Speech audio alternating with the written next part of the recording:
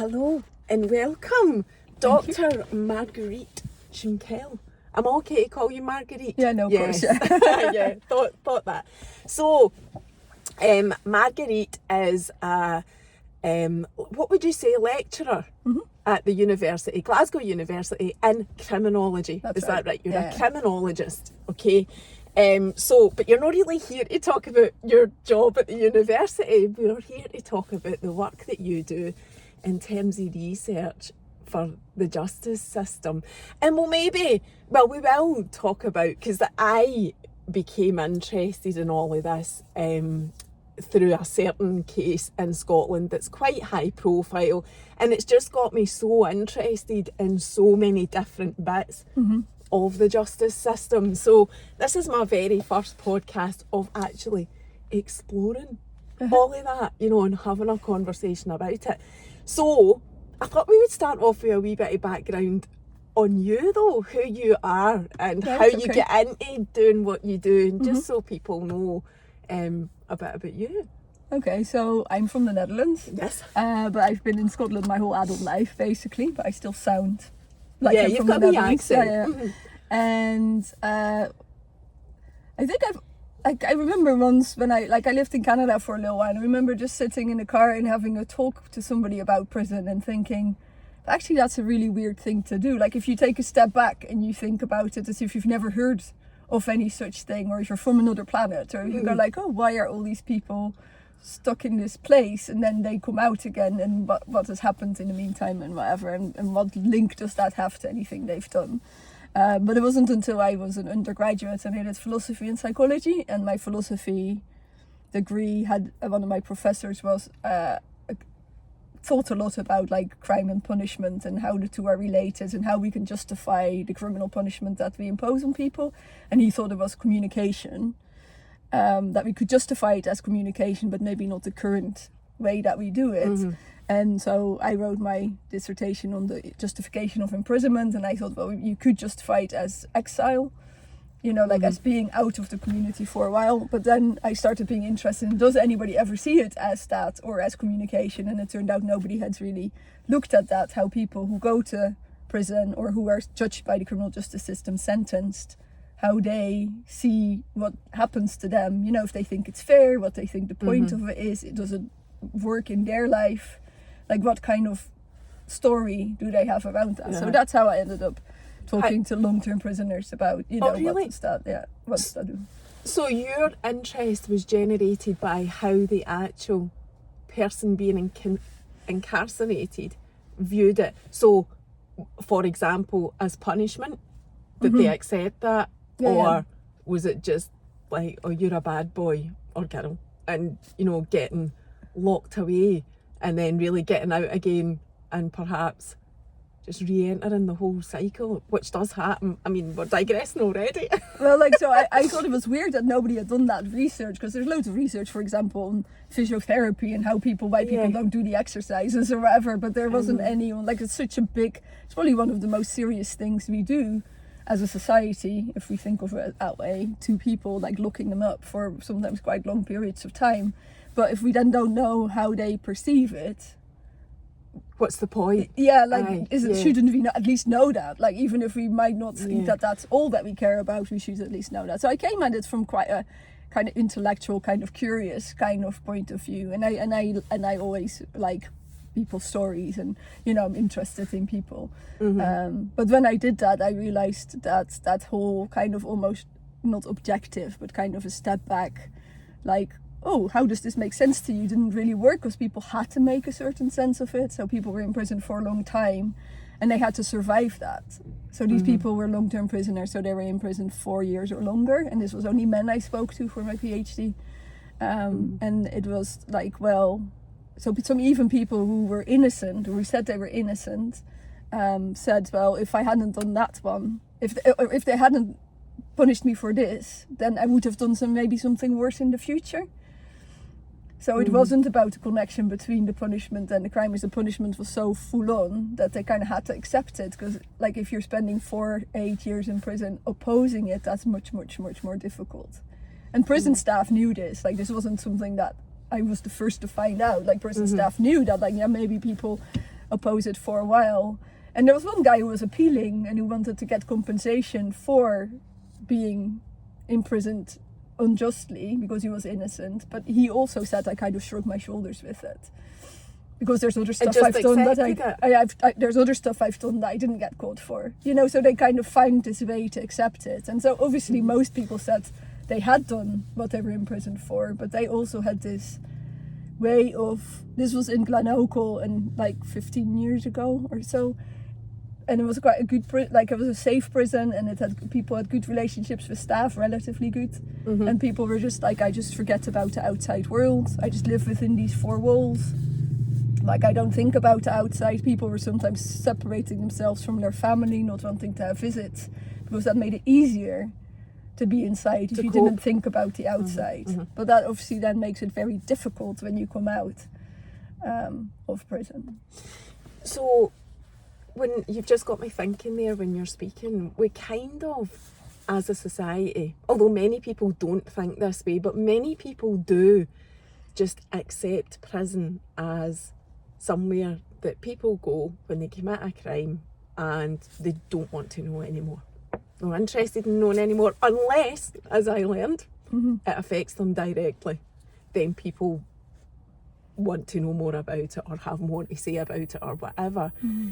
But in actual fact, the reality is there's a massive issue in the Scottish prisons just now. And it is actually quite well publicised. Whether people want to read it or not, I don't know, or watch it.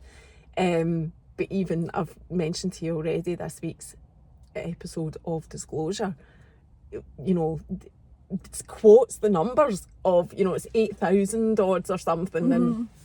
And we're running out of space. Mm-hmm. We're running out of space to lock these people up. I'm digressing. Well, I'm sure we'll digress loads because there's just so much about this and so much to talk about. But going back to you, so you had this keen interest in not just accepting it, not just going, all right, they just go into prison and we all accept it and they all accept it and we just all carry on with life, not really bothering about it. But that's not really how a democratic country, you know, should work anyway. And you then took an interest from that point of view. That's where it started for you. Well, so that's interesting because I think for me and for my colleagues who are getting to the some point, it's a journey, right? So you like you say, if you have never really been in touch with it, most people don't think about it, and it's like the automatic kind of thing we think of when we think of crime is punishment through the criminal justice system, and that seems right somehow. But then I went on to research people who were going in and out of prison, and with both groups actually, but especially that second group, it just made no sense. Like, people had been victims actually much more often than they had been offending. You know, they would have committed like certain offences over and over, but that could be breach of the peace, right? So one man told me about how he had a fairly traumatic upbringing, which is almost always the case, but then he ended up homeless. He was living in bed and breakfast in Glasgow, I think, and he would drink and the police would stop him because he was loud and rambunctious, and so he would get done with breach of the peace and he would spend a bit of time in prison. That went on for 10 years, right? So he went 10 years in and out of prison for this kind of stuff. And then without any other intervention, like that was what he got, was prison. And then after 10 years, he found that the bed and breakfasts in Glasgow were closing down. So he ended up homeless. And then he thought, why am I out here? I felt really exposed, very unsafe. And then he thought like, well, I'd rather be in prison. So then he started drinking. So he'd have the courage to confront policemen or police people and start so that he would get prison, right? So on purpose. So that really shows the total lack of community provision. Like, why is that the only place that he can get in that night, right? Rather than something more helpful. And that actually produces crime in that sense. I just want to explain to people as well how, like, say if the government were looking to invest into changing the criminal justice system, Right, because lots of people won't know this. It's your job and you know it and you do it second nature, but if there's going to be any type of investment into that kind of thing, it's the universities that do the research, the people with the qualification. I don't think people really know that, because I didn't really know until I started looking into stuff like this as well. Like, it's the people with I'm going to say education, but there's loads of people educated. How would you describe that? Can you help explain how the government would work if they were looking to, make changes? Because they don't have all the answers. They don't know everything. How does that link with what you do? Is that easier to explain? Well, first of all, I think there's lots of different kinds of expertise, right? So I've been studying this for a long time, but lots of people have been through it. Or like you say, when it affects people, like it's your family member, or then you tend to come to learn quite a lot about it, because that's what happens. And so we work with people who've been to prison themselves and, might want to come and do a PhD or whatever, but also try to have work together like we would like to change things, but it's a very difficult thing because what the criminal justice system costs, right? I don't know the actual cost. Tell us what the cost is. For all of it, right? Not just prisons, but like all of it. It's like about just under 3 billion a year in Scotland. And if you, jeez, I know, 3 billion.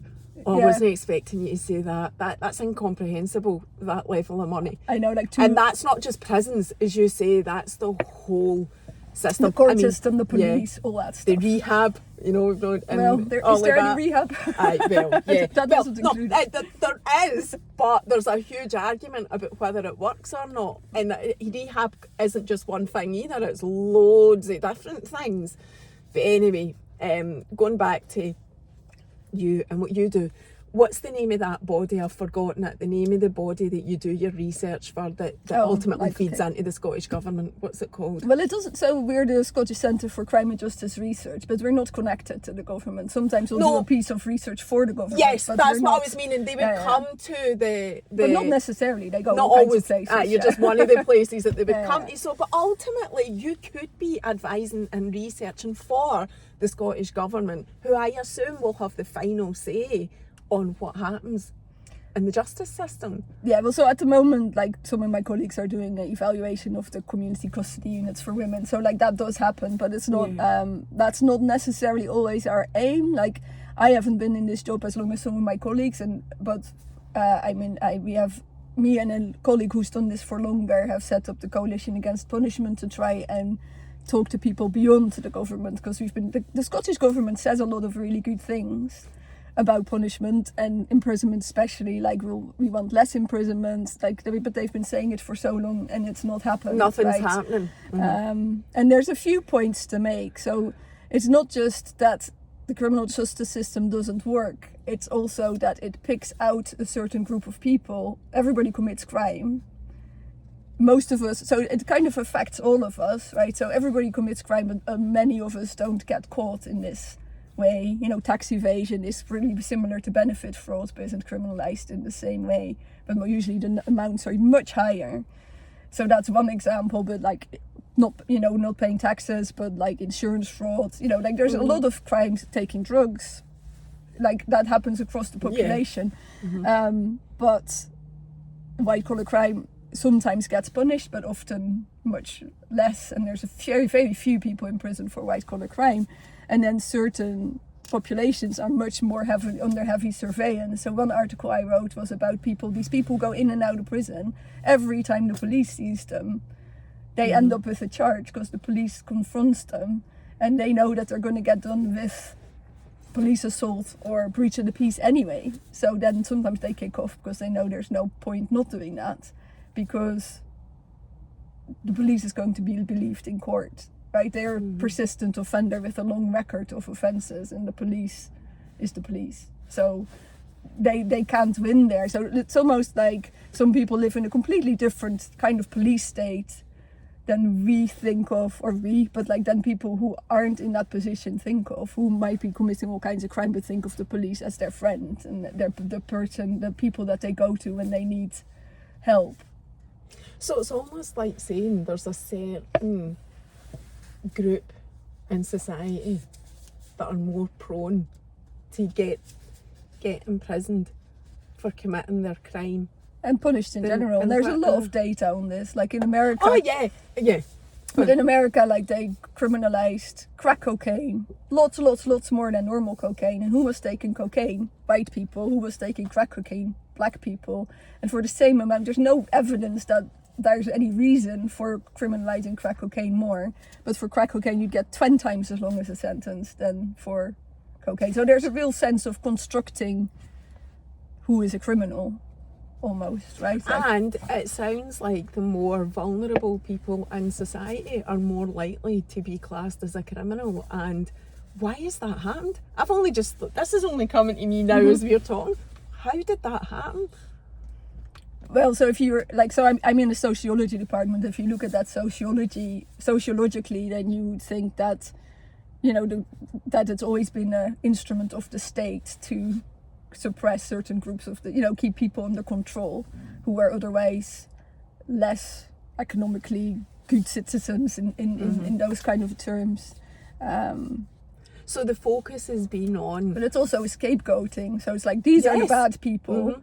So we're not looking at the CEOs of big companies who are actually like wrecking the planet and like causing loads more deaths for, like health and safety violations or oil spills in the Gulf. We don't look at those. Those are not the criminals. We actually kind of admire them if they get away with kind of loads of stuff like tax evasion or not paying taxes. But the criminals are the people, like the junkies on the street, for example. So like drug abuse is also totally associated with scapegoating, right? But we don't see people as people. It's almost like the system turns them into something other. The weird thing is that some of my students, when they realize, like I used to do a prison visit with students and they go like, oh, they're just like normal people. So we almost imagine a kind of a monster, or like when we think of prisoners, we think of people who've done really bad things and not even aren't really, really people, maybe, almost. But actually, from what you're saying, I mean, apart from committing murder, like we'll put that aside, I think that's completely different from what you're talking about, because our prisons are mainly filled with, I mean, take Berlin for example, the biggest prison in Scotland. It is like a revolving door.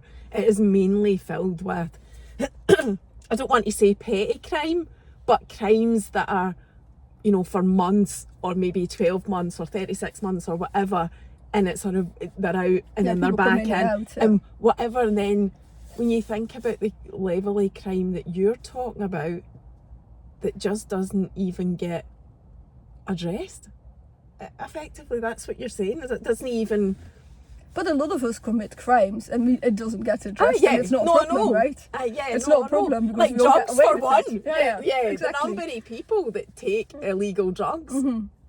So I agree, like that it doesn't address anything because it can only look at the individual. Like our justice system puts it all in the individual, even murder, right? Like I know some people through work and through supervising people, and in so many cases that's also not think of what you think of when you hear murder. So it's like in Glasgow, boys fighting on the streets with knives, and one of them dies, and that makes the other one a murderer. But that's not.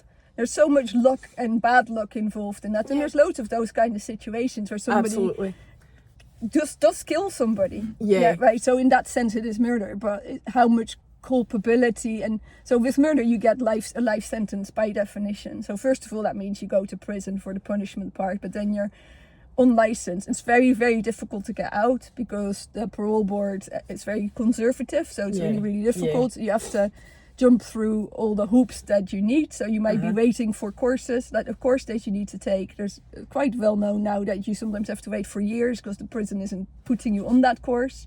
So that's you serving years in prison for not being able to get on a course rather than the offense that you committed, right?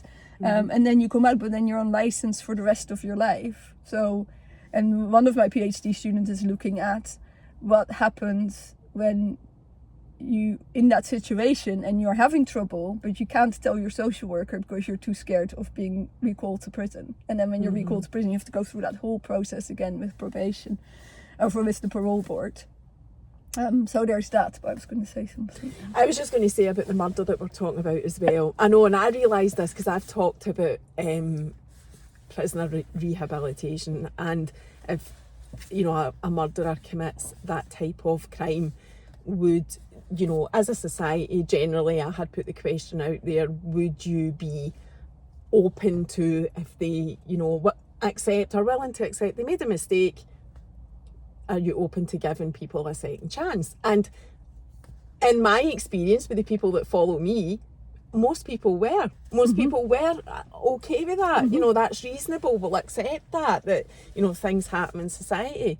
But then, as I've said to you, when I changed the question to, would you feel the same if it was a member of your family that got murdered? And people immediately feel differently.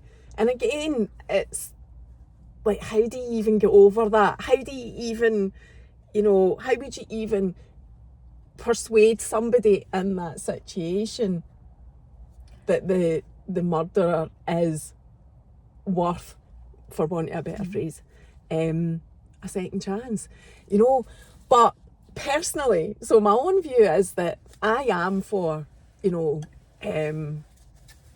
giving people the chance, the treatment, the whatever it is, the support, the therapy, whatever it is, for them to then, once they've done their time, be put back into society, right? That's putting it very, very basically, and not knowing anything about specific cases, right? Just before anybody wants to go crazy. It's just all hypothetical.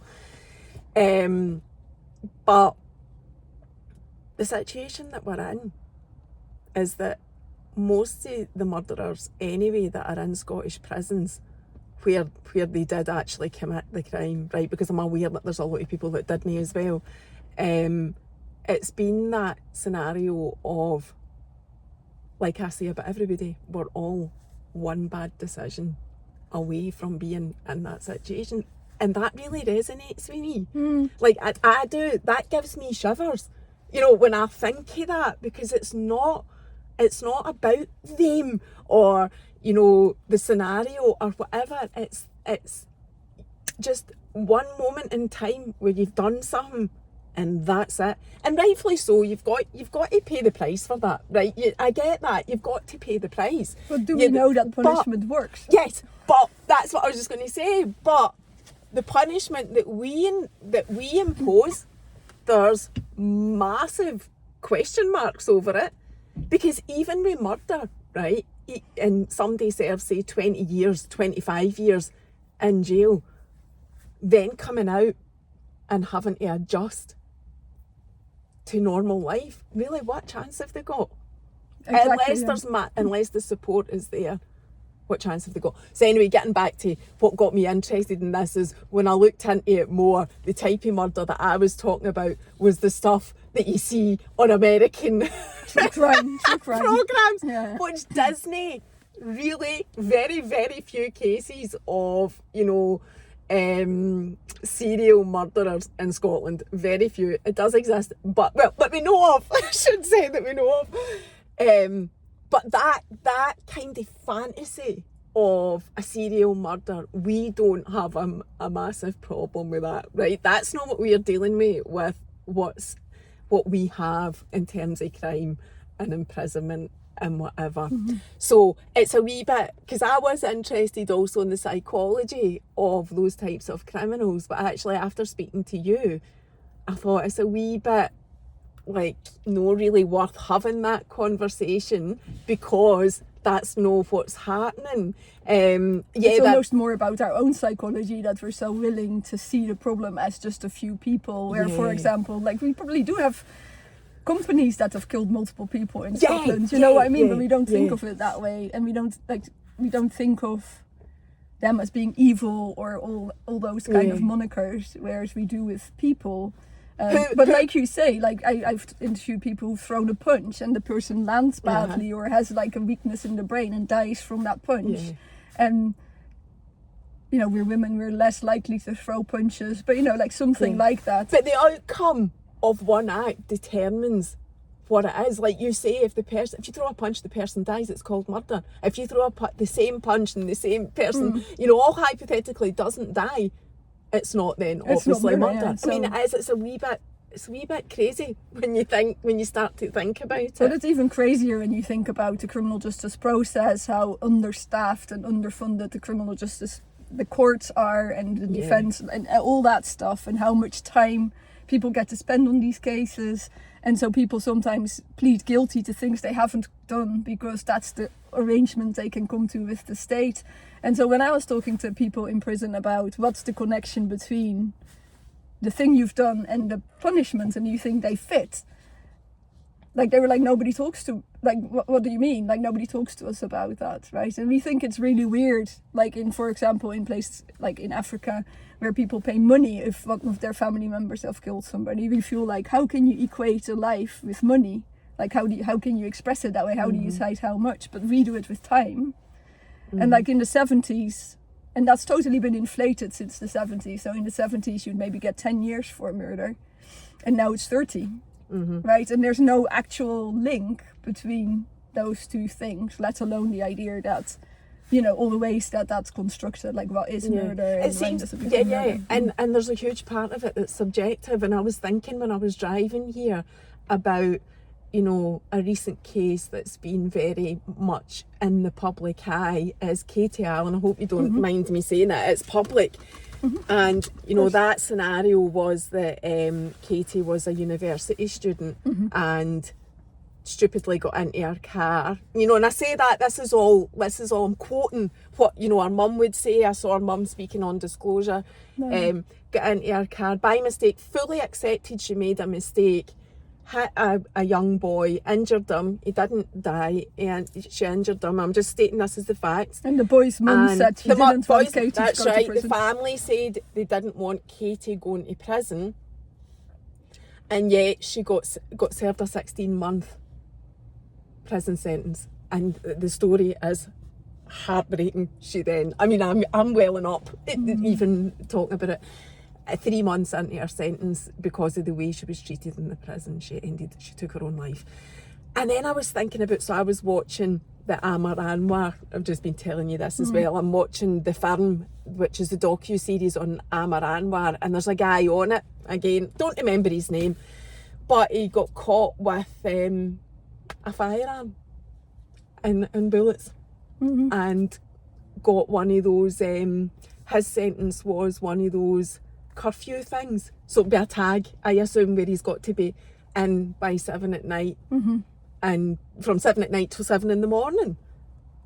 And that made me think how just I mean, uniformed isn't even the right word, because it shouldn't be uniformed either, but how can you get, you know, that result for one person and that result for somebody who had the potential to, anytime they wanted, lift that gun and do what they want. Like, I just thought that was wild. That's what I thought. That was my personal view. Well, that's another, so like, it's not consistent, right? And we know from research that some of the people I've supervised as PhD students have done, that sheriffs see their role completely differently. Like, some sheriffs really want to help and do this kind of therapeutic jurisprudence, it's called. So they want to be a force for good in the person's life, but they also do things that maybe they shouldn't, like keeping offences back, so that they can, after the prison term, still impose a community sentence, because they want to be able to keep track of that person. Whereas other sheriffs just see their role as to punish, and that's all it is. But with the Katie Allen case, some of my colleagues are working on deaths in custody, and they just published a report on Monday, and let me just check the numbers. But they found that in 2022 to 2023, there was 52 murder victims in Scotland, but 244 people died in state custody, right? That is like the people who are like Katie, and that's not just in prison, that's also under the Mental Health Act, containment and the refugee whole systems, but any of those kind of things. Which is interesting again, because that's just, like, so I'm thinking, we need to get people in your world on, you know, raising awareness, talking about the issues out there, talking about, you know, people in society that are committing crimes and, you know, murderers, and then you tell me that, you know, there's only 50 odd only, I mean, they're all lives, but 50 odd people, you know, murdered, and there's a and whole, that's not necessarily the way that we think of murder either. I know, that's again, what I'm saying. right? So how many deaths in the system? And like 244. 244 in 1 year. 2022, 2023. And that's a whole other conversation as well, because So why don't we think of the state as violent and needing to be rehabilitated, or even society as a whole, right? Like, why do we value?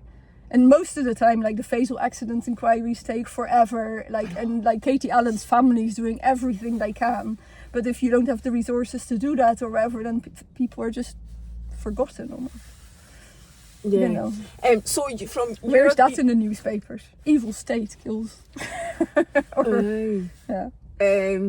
I know, and I did kind of learn from watching these different documentaries that there is a lot of, what is the right word, right contacts, right people in the right places determines what's going on in the news, and you know, what's going to be in the papers. I mean, we all know that anyway. It's not exactly. I was just talking to a journalist on Monday, and he was very much saying the way that journalists have to work now is very much like the more gruesome or sensationalist it is, the better, because you basically need people to buy the paper or to click on the link, right? Yeah, and that's what people are interested in. But I think that is probably right, because we are drawn to the extreme, but it totally skews our view of what is going on, right? Because if you keep reading about the most horrific murders, or like young people, you know, like the Brianna Gray case in England right now, then you just, that's very, very attention grabbing, but it doesn't reflect the reality of what's going on in criminal justice. And we're kind of told to think that a long sentence is the right outcome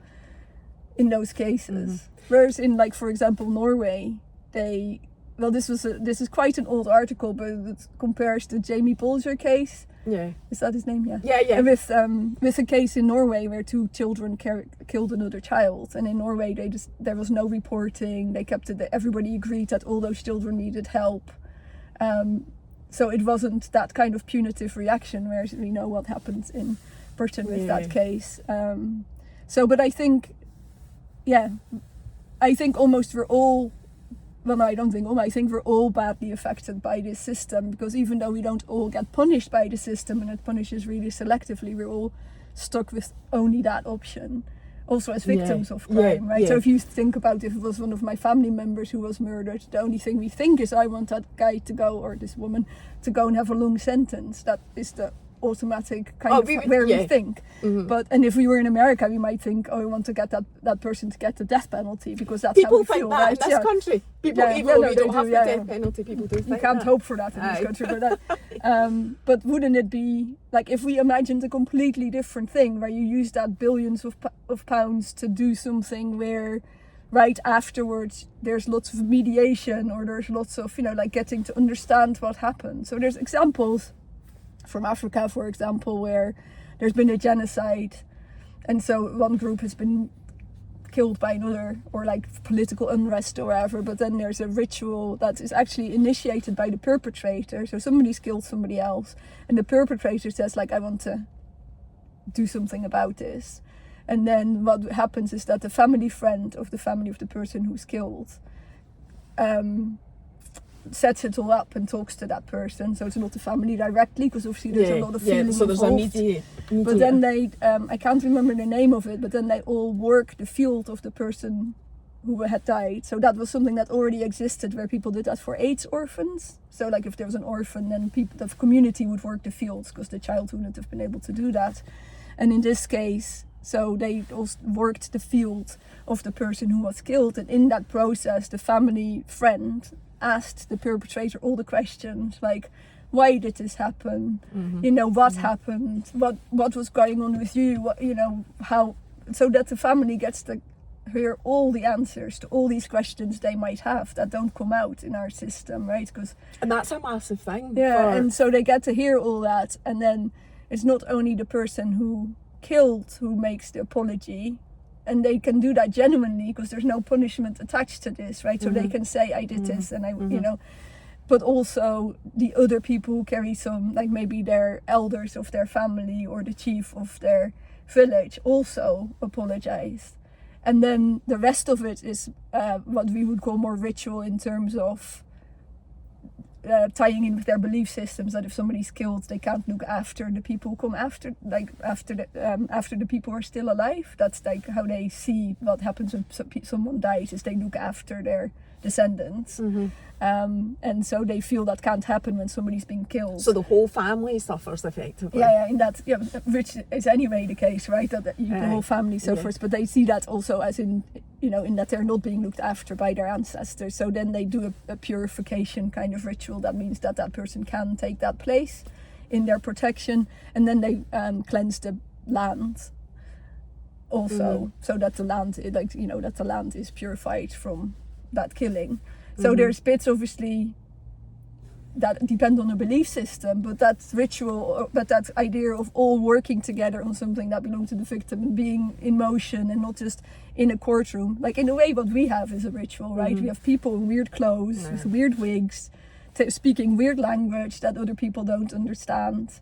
And then imposing something that doesn't actually work. Like it doesn't work in terms of reducing crime, or what is crime even, doesn't work in reducing harm. It exacerbates harm because it harms a lot of people, and that's for the people who are being judged by that system, but also for the victims. Like if you think about rape victims or sexual violence victims, like they are often re-traumatized, secondary traumatization it's called, by the justice process, because of the way that you have to give evidence and whatever. And also it pays no attention to connections that might exist between people, between the victim and the offender. Like it breaks those relationships, it pretends they're not there, right? So just in a lot of ways it does its own violence and doesn't maybe give us what we need. So I was listening to the radio the other day, and there's a woman in Wales whose partner stalked her and threatened her with her gun and kept her for several hours, that she thought he was going to kill her, and went to prison, and now he's coming out and there's nothing they can do about it. So she's really worried about what's going to happen, and is also speaking out about this for other people. But would it not have been better if there'd been a process to help him understand, because he's basically not sorry for what he did, and wouldn't it not have been better if there was a lot more support around that? He wouldn't have gone to prison, but right away there would have been a lot of investment in figuring out how to solve that situation and keep him away, rather than now he's coming out and there's nothing, or she's worried that the supervision the kind of supervision arrangements that will be in place won't be enough to keep him from her. And there's nothing, there's no other option. There's nothing.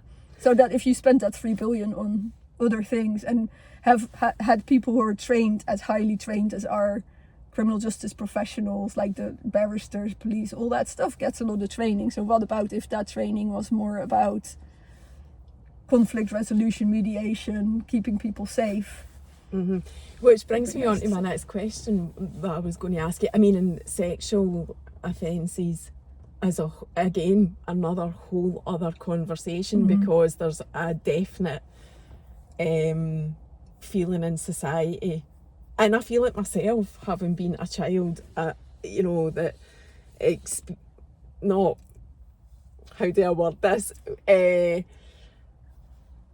having probably had a wee bit of exposure to it myself. It's what we're saying about, if it's your member of your family that's been murdered, you do feel differently about it. You have all the emotions and whatever,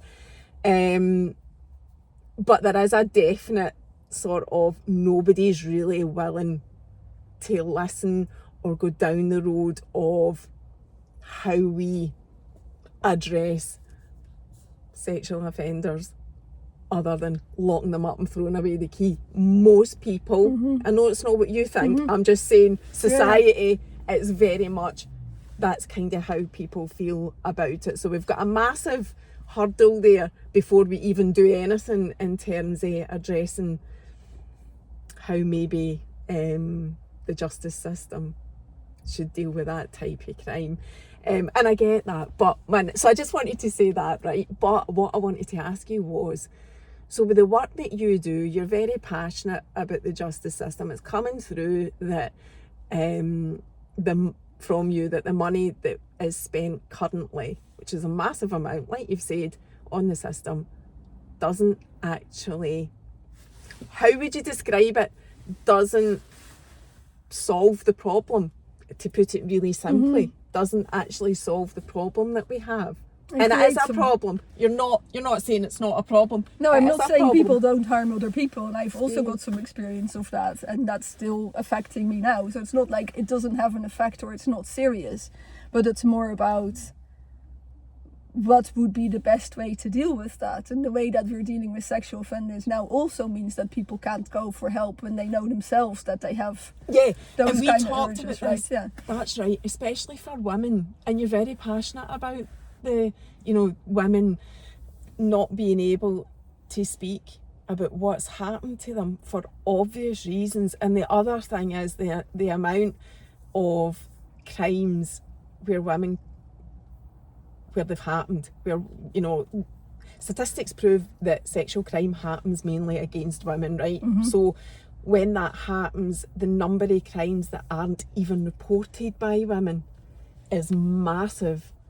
And that is down to the system, because it gives them fear. They're frightened if they report it, what the repercussions are going to be. And you talked about that when I met you the first time. So even to the extent that the police now sometimes says when it's a offence that a partner commits against you, certain offences, not violence, because domestic violence is moved on, but still doesn't really work for, because you can love somebody and hate stuff they do at the same time, right? So in the Netherlands there's now a project where instead of, they put safety first, but not by just punishing people. So like in domestic violence cases, they, like, that's the name of it, is veiligheid voorop, I think, which is safety first. And they work with the family to think, okay, what makes you guys safe? And then they start working on solving the problems without necessarily going through the criminal justice system.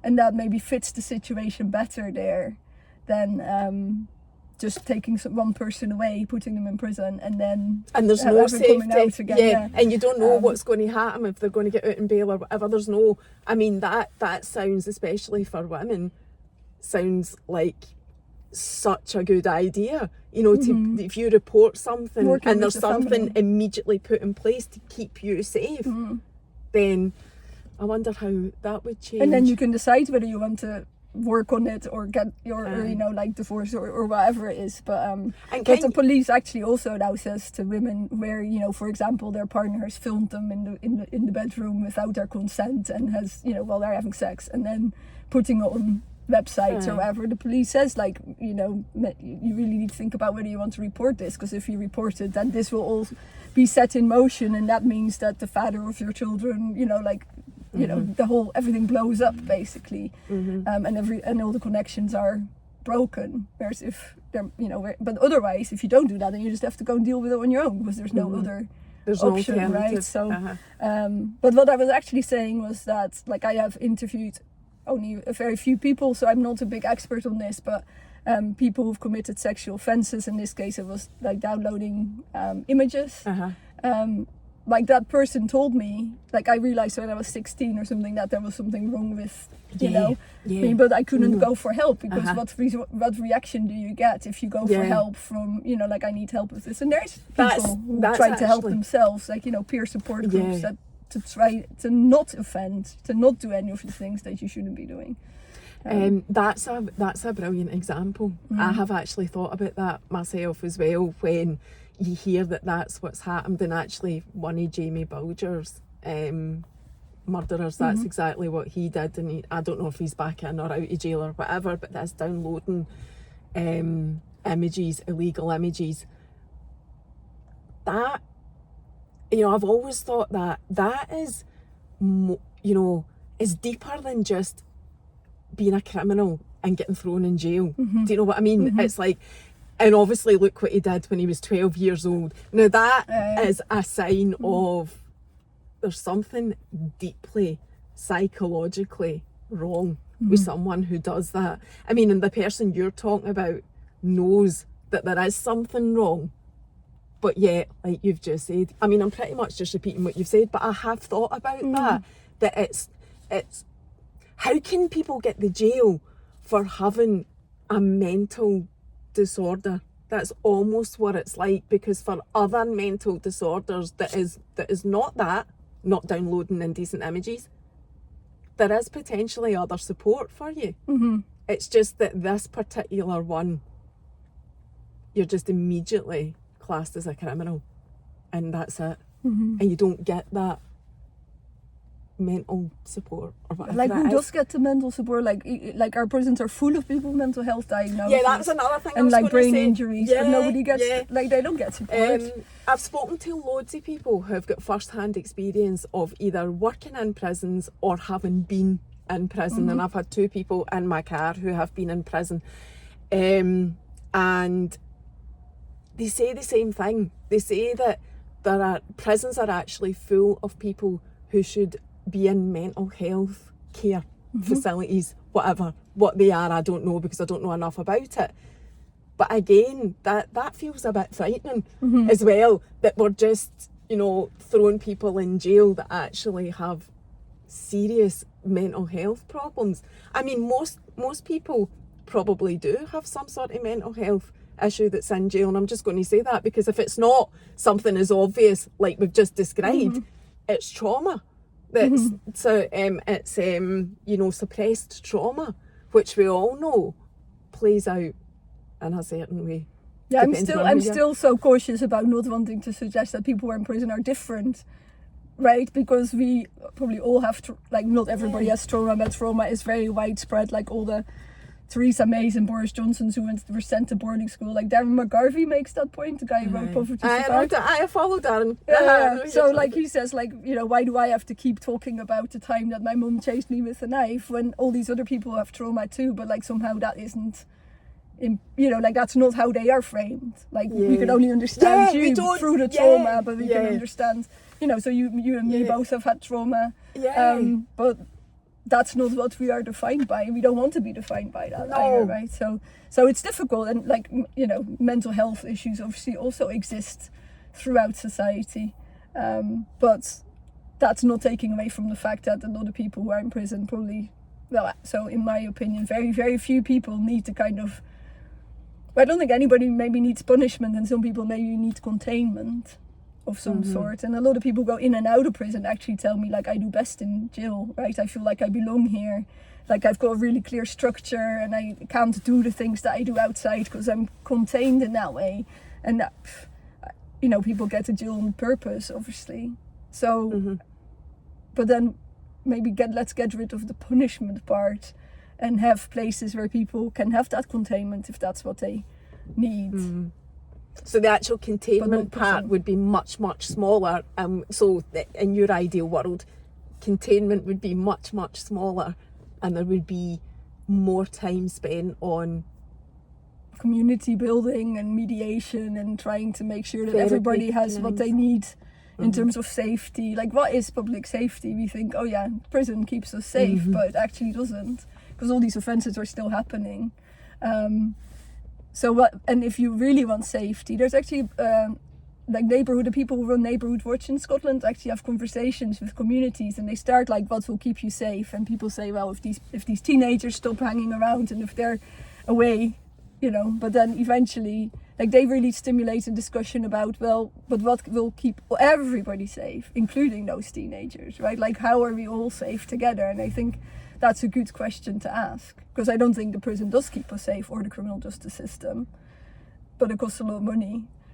And the crime is actually down, right? But not because of the criminal justice system, just because worldwide the crime has gone down a lot since 1995, except for online fraud and things. Some crimes are only up, but what is safety? Is it just an absence of crime? What is justice? If it's just an absence of being victimized by a crime, or is it something more encompassing that we all need to work on more actively, rather than having the system that most people just put their hand ritualizes something that? And I think it's really normal to have, when I think about the guy who victimized me, I have violent fantasies of he just needs to be beat up really, really badly kind of thing. But if you think about what you'd actually like to see happening, then like I would have never gone to the criminal justice system. Right, because I was connected to this guy. Yeah. So like I wouldn't have wanted to do that, So, and it would have made things much worse for me having to go through. So you've been a victim of crime yourself. And so it's fair, I think it's worth just pointing that out, purely because you're not sitting as an outsider with all of this. You're actually speaking from experience as well. But only after reflection, right? Like I've never been affected by the criminal justice system directly myself, but don't we all need different alternatives? Yeah. Right? So like, yes, I have been a victim of crime. I didn't see it like that at the time, thought it was my fault, you know, all that stuff. And so that the criminal justice system doesn't allow for that either. Like you won't get to the criminal justice system if you think it's your fault, but if there was other possibilities. Yeah, and there's lots of people, and I'm speaking from experience as well, so you're not alone, that go through life and know that they will take certain things to the grave, because any other alternative doesn't bear thinking about because of how our system works. And you're absolutely right with that, and I'll say it again, especially where it's domestic violence against women and girls. Sexual violence, So I was going to ask you about, but like imagine how many, like, you know, especially like if you talk about rape, like how many rape convictions are actually, so if you're going through the criminal justice system, it's only 20% of hardly actual any rapes. people are convicted, but how many people don't go to the criminal justice system, right? Yeah. Because they don't want to go through that, or because they know the person, and or it was in their marriage, you know, all these stuff, like, you know.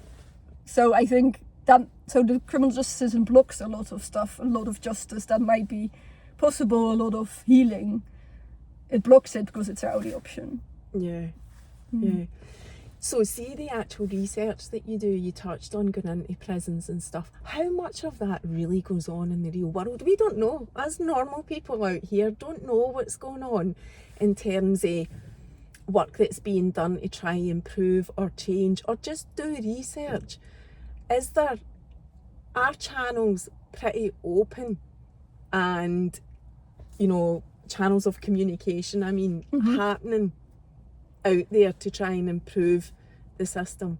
It's very difficult because there's a big debate between, do we want to try and improve the system, but if you improve the system, you bolster the system. So if you're like a criminologist and you contribute to staff training, for example, to make prison more trauma informed, which it definitely, you know, it needs to be different than it is, but then do you make prison just look more like the right option, right? When really you want not to have prison at all. So you don't want to be bolstering the narrative that prison is the right thing if you don't think there should be. No, but that's what you do. You don't bolster it. Am I not right? No, I try not to, but that means that there's no direct lines. You can't say to the government, let's just get rid of the whole criminal justice system, and then they go and do it, right? It's like, but it wouldn't work if we did it like that anyway. It doesn't even. But really, what we need is like a whole. Like I think we need a wider societal change. I don't think the criminal justice system, or like changing the criminal justice system, can ever happen by itself. Like we need, you know.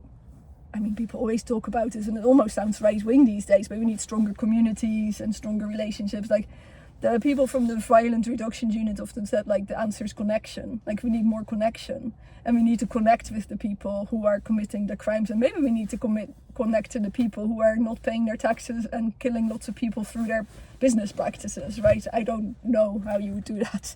But you can't force connection either, though. That's the other connection thing. is difficult, but we definitely, I think, need to stop othering and thereby severing all connection, pretending that people who commit crimes are a whole different class, category of people who can't be part of society. And I think so one of my colleagues is working on deaths in custody, another one is on a whole music project about creating community and also getting and songwriting to get some of these messages out there. And I'm also thinking more about what can you do so I've applied for funding about what can you do in local places to include people who have been going in and out of prison, so that at least, so what can we do outside of the prison that might make things better rather than always focusing on the prison.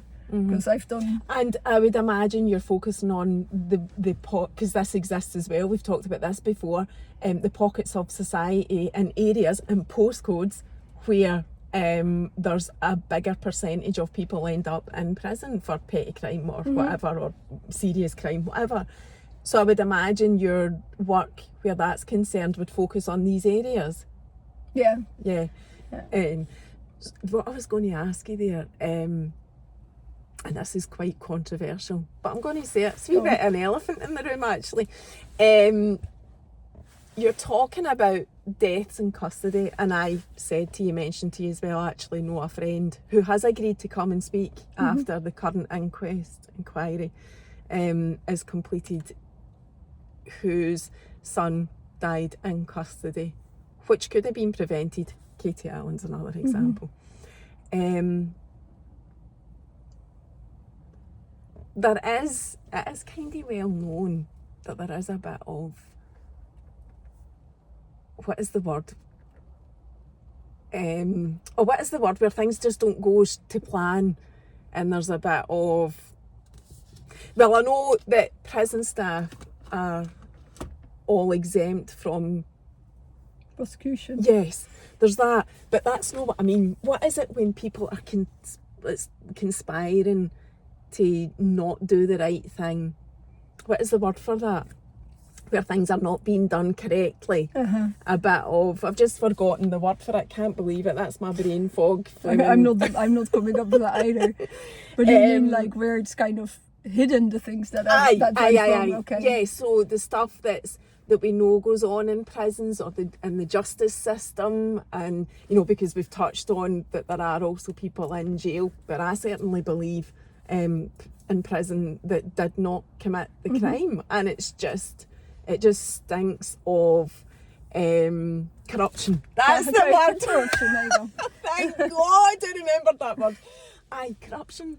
We've got that's an issue as well within the whole justice system. If I know it's not written anywhere, and I'm speaking probably out of turn. I don't care. If you read about it, you can see that it's there, that corruption exists.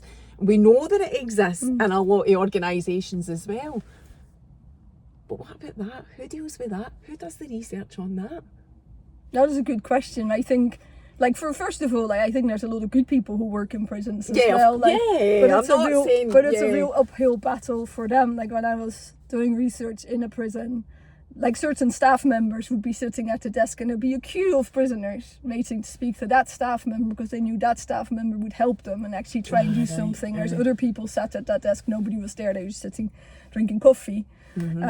So it's a tough job to try and be a good prison officer or whatever, but I think it's definitely the case that there's lots of cover-ups.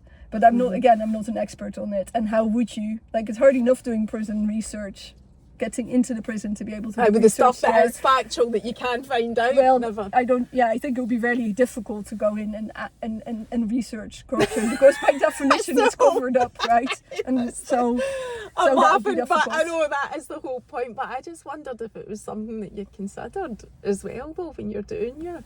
But we almost don't need to because it's bad enough without it. I mean, there's a real perception of by people who go through the criminal justice system that they think, oh, my defense agent is on my side and the prosecutor should be on my side, but then they realize that the prosecutor and the defense agent are probably playing golf at the weekend together, they are more part of one system than that they really can oppose each other in that way. And I think there's a problem with having an adversarial system like in Scotland, whereas in other countries sometimes it's an inquisitorial system, so everybody's trying to find out what happened rather than these two sides battling it out in the courtroom.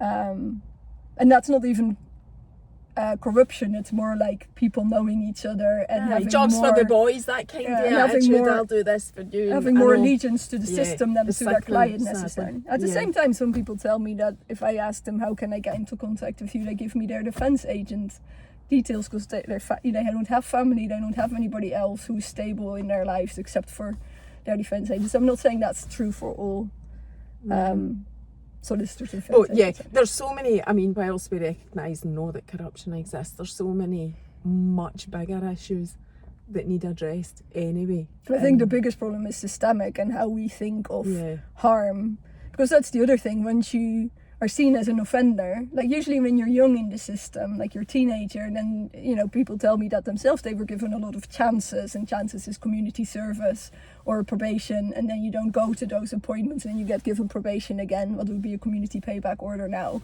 So you get all these sentences one after the other where you don't comply and you get more. But then once you've gone to prison, so the first time you get sent to prison, there needs to be a social inquiry report where a social worker looks into your circumstances and like, is it the right thing?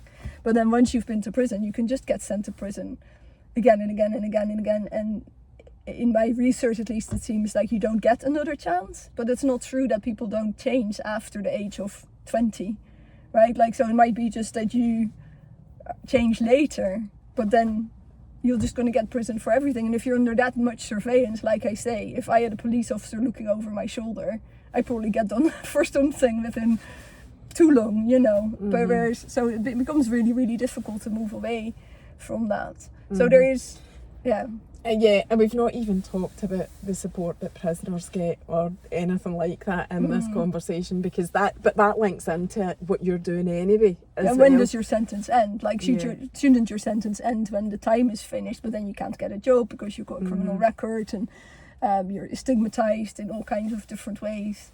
It's very, like, people do say to me that it's harder to adjust to life after prison than it is to adjust to prison in the first place, whether that's because you've been in prison for a long time or because you've gone in and out of prison on lots of short sentences. And the people who go on lots of short sentences don't care about any of those individual sentences, but looking back, say it's a waste of life. And the judge says this to them, you know, and one of them said, the judge said to me, this is all just a bunch of nonsense, because they were all really non-serious offences.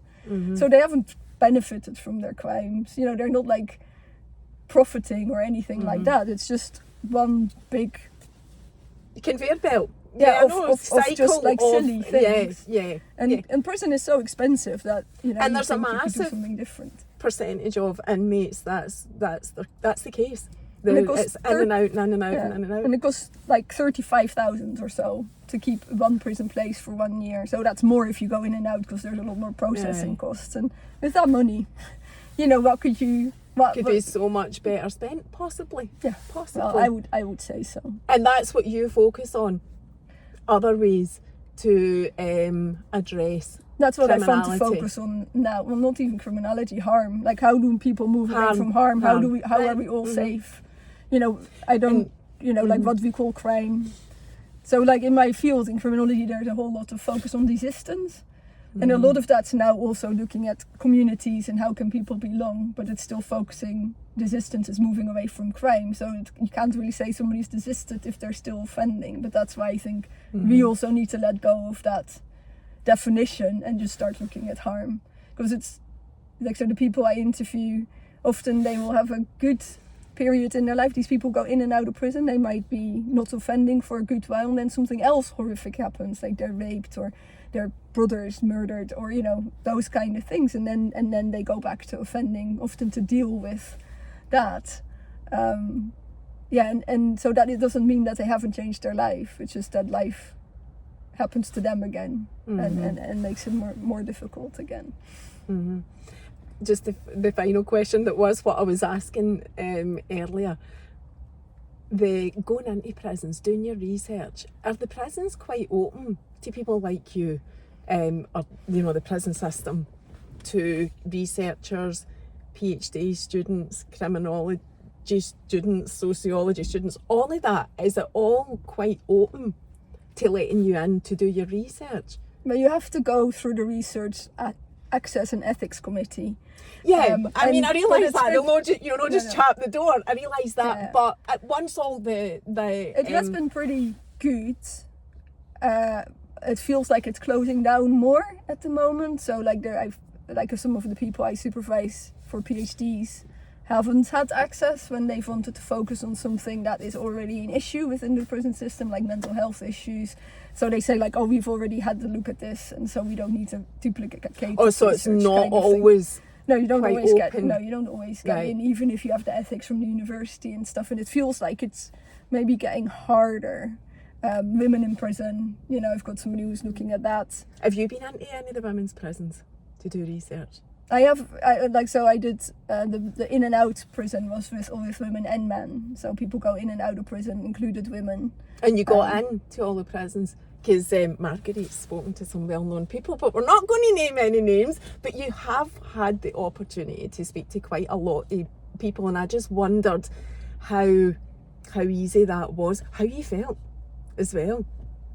Well, it's funny because when I started, so I had already done some prison interviews in prison before I did my PhD, but with short-term prisoners as part of my job at the time. And then I was going to do my PhD on long-term prisoners, and I was really worried about it being, like, what if somebody tells me they've done something horrific, and then how do I deal with that in an interview where you're supposed to still... Yeah. But then it just almost didn't happen. Like, so then I was speaking to all these people on long-term sentences who had careered drugs, but because they had a drug debt to a drug dealer. So so many of those scenarios were not what I had expected to see for long-term prisoners. Really? Right, yeah, so like the punch where somebody dies, the fighting with knives where somebody dies. I don't know there was one guy who was from quite a good background who just liked adrenaline, and he liked the risk when he was a bit like my brother, like we were talking about. So he robbed council offices on multiple... Your brother? No. My brother has done some stuff, but not that. Yeah. Right. So the prisoner you were speaking to, that's what he had done, robbed the council. And he had done it again. So he was serving a long sentence, he said, for something he hadn't done. But he was like, I was like, I'm not really understanding why you would do that if you have money anyway. So he was also the only prisoner who felt like, well, he was appealing, right, because he said he hadn't committed this offence, but he was the guy who said, if I've done lots of other stuff that I haven't been caught for, and he even admitted, like, talking to witnesses and stuff. So he was somebody who had profited from his crimes, didn't clearly have a need or a reason or something that made it understandable, right? So he was one person who I thought, but he wasn't in there for murder or anything. And I've maybe come across, not necessarily in interviews, but like, there is people that you just don't understand where they are coming from and why they have committed serious harm to other people, right? And even if you understand it, if it's serious harm to other people, there's still something there that needs addressing. It just doesn't need addressing. So you would still carry out the interview and ask the questions and whatever, even although you didn't really understand them, for the purposes of your research? Well, that would only come out in the course of the interview, but I was expecting a lot more horrific crimes than the ones I got. So that was also the start for me of thinking, but if these are the people who are in prison, then what are we doing for long periods of time? Then what are we doing? Because again, most of them had some really, really difficult experiences in their life, but what's kind of taken out of their life is that one time where they did something, or several times where they did something bad. And then it can also be due to time effects. Like one guy had ecstasy tablets on him just after, like, 2 girls died from ecstasy. I don't know, because I wasn't in Britain at the time, but it was like Lizzie, somebody was in the 90s, and so he got caught with 5 ecstasy tablets and he was made an example of.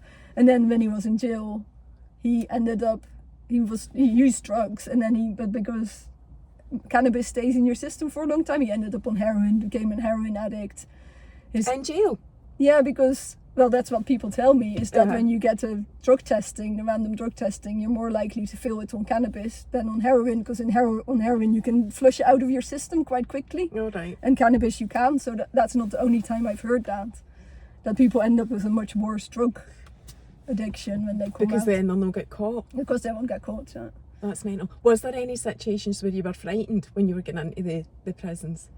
One time for work, so before my PhD I went into Pullman, and in Pullman, because it's the young guys, they are still out to prove themselves in some way, and so there were some people who said some not very nice things to me, but I've never felt like frightened. I was actually at risk myself. So they must take good care of you when you go in to do the research, then you're in a safe environment.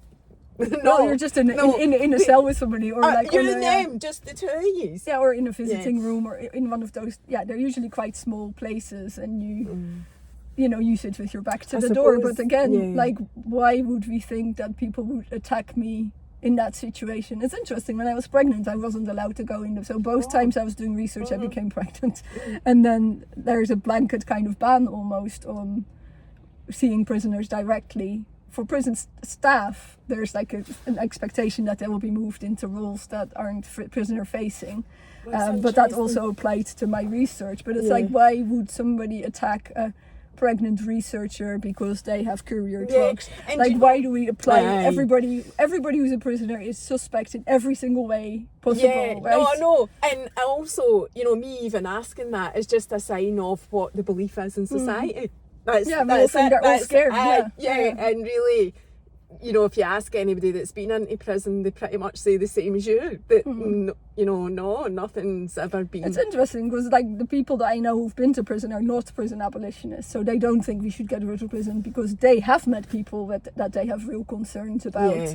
Being so maybe that's why we need some form of containment. But that's, you know, and from their experiences they feel so that's so there are people in prison. Like we used to do a reading group in prison as well, and there was one person where I thought, okay, I'm not sure, you know. No, I do, and I'm totally open to what you're doing personally, you know, research-wise. I do think, and conscious of time, right, we'll wrap this up.